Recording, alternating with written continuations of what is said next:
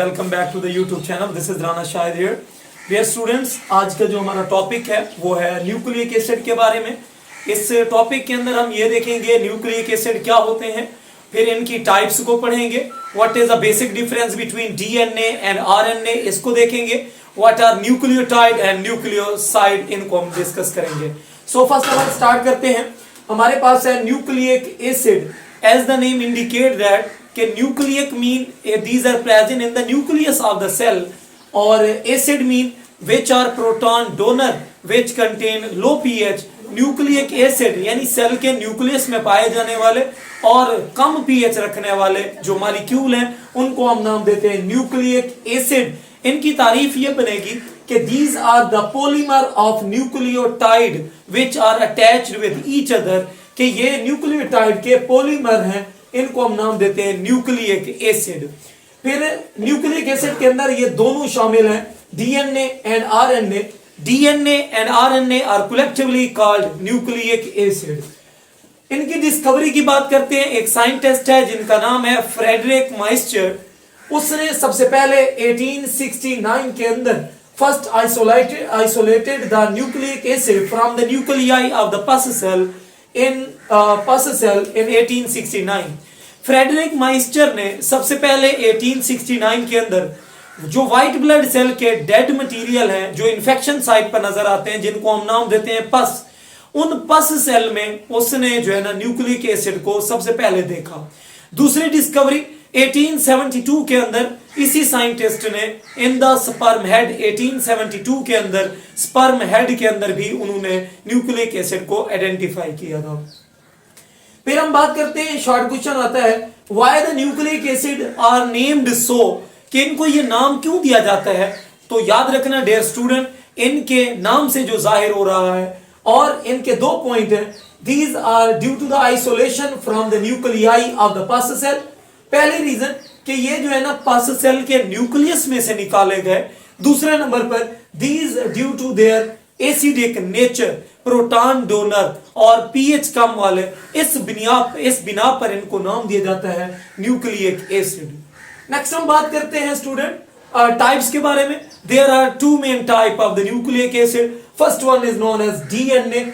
DNA stand for deoxyribonucleic acid, while on the other hand second type is RNA.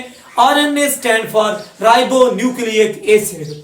Next मैंने ये diagram बनाई। इस diagram के अंदर मैं आपको बताना चाहूंगा कि वेयर दीज आर प्रेजेंट या इनकी अक्रेंस लोकेशन की बात करते हैं। मैंने एक सेल ड्रॉ किया, यूकैरियोटिक सेल, जिसमें न्यूक्लियस मौजूद है। इस न्यूक्लियस के अंदर हमारे पास जो है ना स्मॉल थ्रेड लाइक स्ट्रक्चर, जिनको हम राइबोसोम का नाम देते हैं, जिन पर क्रोमोसोम का नाम देते हैं, सॉरी। फिर इनके ऊपर जीन मौजूद है और हर जीन, हर फ्रेगमेंट जो है ना एक पार्ट है डीएनए का। फिर इसके साथ 25% of the nucleus it should consist of, या इसको हम नाम देते हैं न्यूक्लियोलस, जहां पर आरएनए बनता है। और ये न्यूक्लियस है, small granule, these are ribosome, cell membrane, cytoplasm, mitochondria, power house of the cell, endoplasmic reticulum and so many other organelles present in the eukaryotic cell.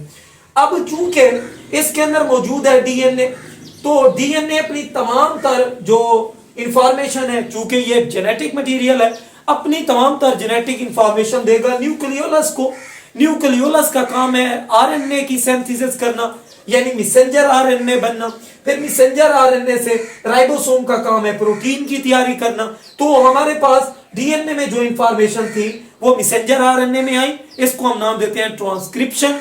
जबकि मैसेंजर आरएनए से वो प्रोटीन बनी, इनको हम नाम देते हैं ट्रांसलेशन। और both are collectively called central dogma. Transcription plus translation is equal to central dogma कहते हैं।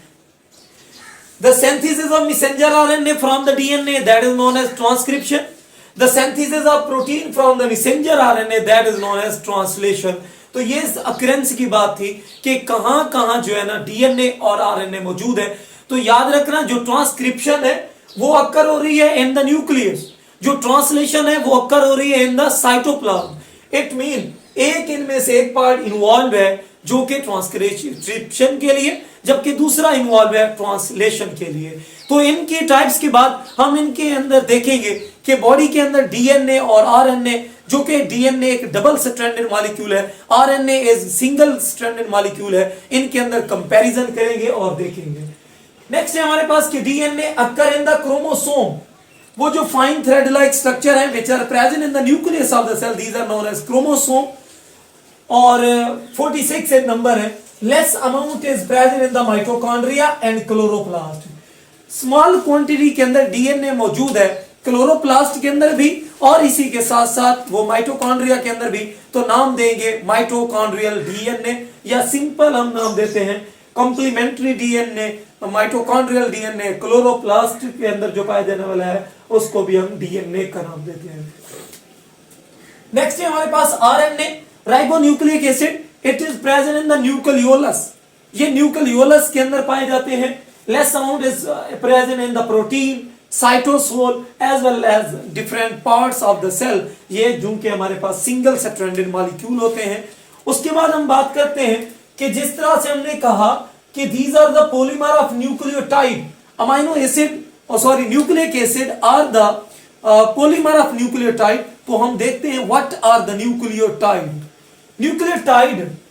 each nucleotide is made up of the 3 subunit, या simply हम कह सकते हैं when nucleoside and phosphoric acid combine to form the nucleotide। अब हमने देखना यह है कि न्यूक्लियोसाइड क्या है, फास्फोरिक एसिड क्या है। तो इसको जानने से पहले हमें न्यूक्लियोटाइड के 3 मेजर सब यूनिट्स का पता होना चाहिए। पहला है पेंटोज शुगर, जिसको आप राइबोज शुगर कहते हैं, 5C कार्बन पर मुश्तमिल है। उसके बाद है नाइट्रोजीनियस बेस, इसको हम लेटर देखते हैं। फिर है हमारे पास फास्फोरिक एसिड, इसकी भी डिस्क्रिप्शन हम देखते हैं। सबसे पहले है पेंटोज शुगर के बारे में। 5 carbon monosaccharide ribose sugar, RNA has ribose while DNA has deoxyribose। ये आम औकात में जो है ना बोर्ड के अंदर एमसीक्यूज आती रहती है कि राइबोज के अंदर राइबोज किस में पाई जाती है, डीऑक्सीराइबोज किस में पाई जाती है। तो याद रखना डियर स्टूडेंट, इनके अंदर कार्बन तो 5 है, इधर भी 5 कार्बन है, इधर भी 5 कार्बन मौजूद है, 5 कार्बन वाला, ये भी 5 कार्बन वाला। अब चेंजमेंट कहां आनी है, तो याद रखना कार्बन नंबर 1 2 3 4 5 कार्बन पर मुश्तमिल होता है या लगा होता है कोई फास्फेट ग्रुप। 5 कार्बन के साथ जुड़ा होगा फास्फेट ग्रुप, और जो कार्बन नंबर 1 है इसके साथ जुड़ा होगा कोई नाइट्रोजीनियस बेस। और कार्बन नंबर 2 पर जो है ना, 3 पर भी 2 पर भी यहां पर मैंने दिखाया हुआ है कि H और OH, यानी अगर वो बीटा होता तो ऊपर आता OH, अल्फा है तो नीचे। तो हम यहां पर फ्यूरानेज की जो है ना बना रहे हैं। देखें डीएनए के अंदर डीऑक्सीराइबो, डी का मतलब रिमूवल, ऑक्सी मीन ऑक्सीजन, एक ऑक्सीजन का रिमूव कराना, ये कहलाता है डीऑक्सीराइबोज। यहां पर देखें हमने OH को नहीं लिखा, हमने सिर्फ H लिखा, जबकि इधर OH लिखा। ये राइबोज है जिसमें OH नीचे मौजूद है। अगर H है, ऑक्सीजन जो है ना रिमूव हो चुकी है, तो इसको आप नाम देते हैं डीऑक्सीराइबोज, इसको आप नाम देंगे राइबोज। तो ये आपने लाजमी तौर पर याद रखना है। और ये भी याद रखना है कार्बन नंबर 1 के साथ हमेशा कोई नाइट्रोजीनियस बेस होगी, 5 के साथ कोई जो है ना हमारे पास फास्फोरिक ग्रुप जुड़ा होगा, फास्फेट ग्रुप, और 3 पर हाइड्रोक्सिल ग्रुप जुड़ा होगा। और यहां पर जो एक स्ट्रैंड के अंदर अगर डीऑक्सीराइबोज है, दूसरे के अंदर राइबोज है, तो याद रखना नाइट्रोजन बेस एक एडेनिन ये बॉन्ड बनाएगी थायमीन के साथ। इनको मैं अभी बताता हूं कि एडेनिन और थायमीन की बॉन्डिंग कैसे होनी चाहिए।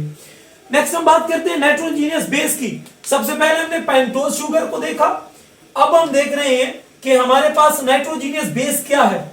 नाइट्रोजीनियस बेस 2 तरह की होती हैं, एक को नाम दिया जाता है प्यूरीन, दूसरे को नाम देते हैं पेरीमिडीन। प्यूरीन सिंगल रिंग वाले होते हैं, प्यूरीन जो है ना डबल रिंग वाले होते हैं, पेरीमिडीन सिंगल रिंग वाले होते हैं। Single ring nitrogenous structure, these are CTU, cytosine, thymine, uracil. Double ring वाले एडेनिन और गवानीन।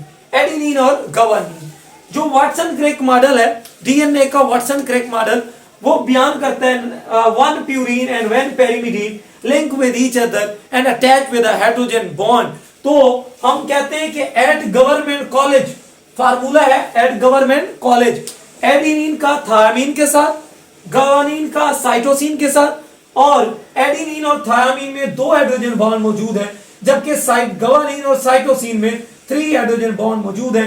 तो एक सिंगल स्ट्रैंड में अगर एडेनिन है तो एंटी पैरेलल तौर पर वो थायामीन होगा, एक स्ट्रैंड में अगर गुआनिन है तो दूसरे में साइटोसिन शामिल होगा।